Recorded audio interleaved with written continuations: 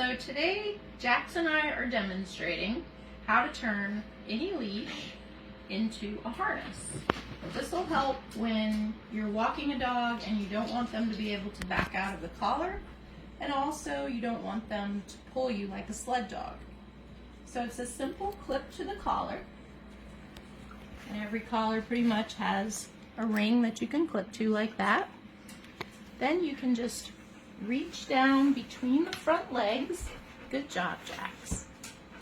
Come up on the other side and tuck that leash underneath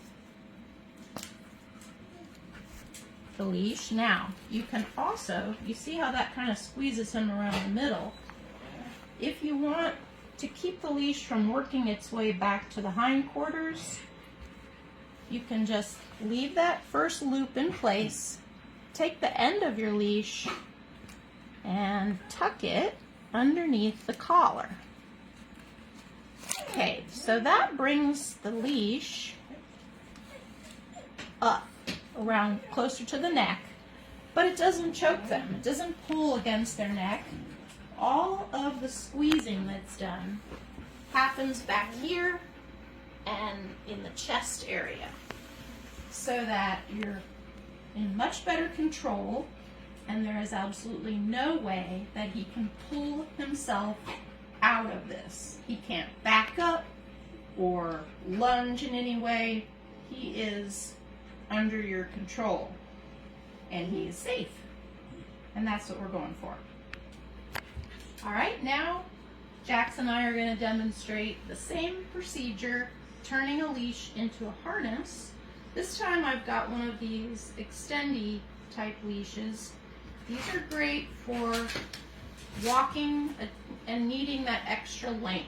You don't want to have to be pulling a short leash or holding on to it. You've got plenty of leash here to let out for them. So you can either clip it to the collar like we did on the first demonstration. Then we're going behind the front legs, back up. We're still behind this front leg here. We're going to lift up this leash, place that extendable part back underneath. And that's going to give you a nice, secure harness. Now this one's going to be a little more difficult to feed into his collar. His collar is not really loose enough for me to slide this up underneath.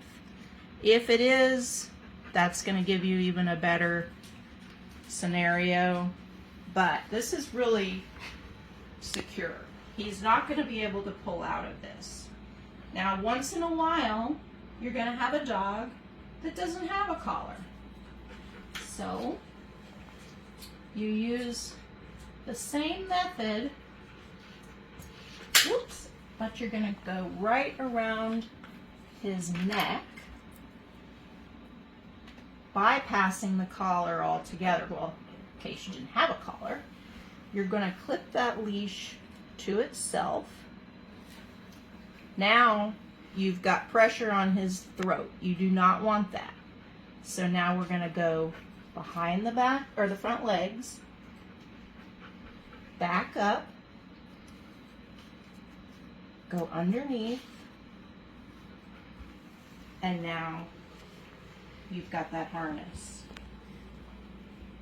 Now you can feed out as much leash as you need to,